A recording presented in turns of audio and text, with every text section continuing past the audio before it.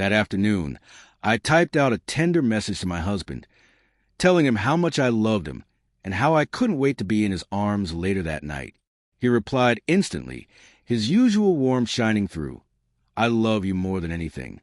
The cruelty of irony hit me, because I wasn't alone in that bed. Another man, Daniel, had his arm wrapped around me, and yet I was pretending to be a faithful wife with words I didn't mean. It hadn't started as an intent to betray. Daniel began simply as a friend, someone who made me laugh when loneliness settled over me. My husband worked long hours, and at home our conversations had become short, tired exchanges. I told myself I deserved attention, and when Daniel offered it, I accepted. One harmless coffee turned into secret lunches, and before long, I was in too deep. The first time I crossed the line, guilt hit me like a wave. I swore it was a one-time mistake, but the thrill, the feeling of being desired again, pulled me back in. I convinced myself my husband didn't need to know I could juggle both lives. Yet every time I sent him messages of love, a part of me knew I was betraying him in the worst possible way. That day, lying next to Daniel while messaging my husband, I thought I was clever. I thought I was hidden.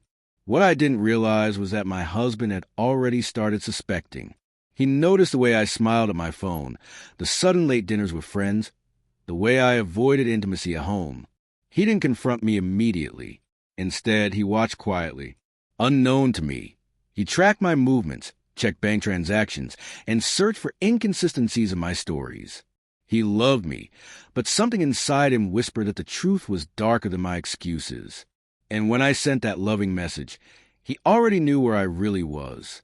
When I came home that night, I tried to act normal. I kissed him, set the table, talked about my busy day. He sat across from me, silent, eyes heavy with something I couldn't name. His quiet unsettled me, but I dismissed it as work stress. Days passed, and his coldness deepened. He stopped replying to my texts with warmth. He stopped hugging me at night. When I reached for him, he didn't reach back. I told myself it was a rough patch, but a gnawing fear had begun to grow. Finally, one evening, he asked a question that froze my blood. Who is he? My mind spun, searching for a lie, but his eyes said he already knew. When I denied it, he presented proof. Screenshots of my location, credit card slips, even photos of me and Daniel together. The room seemed to collapse around me. I begged. I cried. I insisted it was meaningless, that I still loved him, that I could stop. But he wasn't fooled. He looked at me like I was a stranger.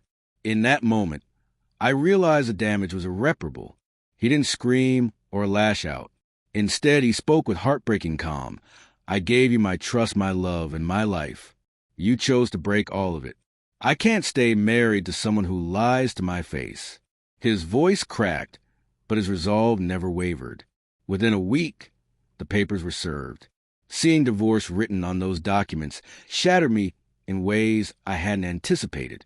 I thought our history could save us, but my betrayal had cut too deep. My husband wanted freedom more than reconciliation. Daniel, the man I risked everything for, vanished. He didn't want a woman with complications. Left with crumbling marriage, I was alone. No husband, no lover, only the echo of my choices in the empty house. The divorce went through swiftly. My husband didn't fight. He let me go. When I signed the final papers, I realized I had lost not just a marriage, but the only man who had ever truly loved me. His loyalty had been priceless, and I had thrown it away for fleeting thrills. Now, whenever I look back, I think of that single moment.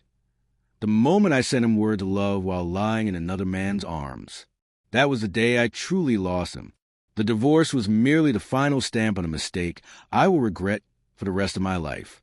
I once had a husband who would have loved me forever, but because of my lies, I am left with nothing but the memory of what I destroyed, and that punishment I carry will last far longer than any divorce decree.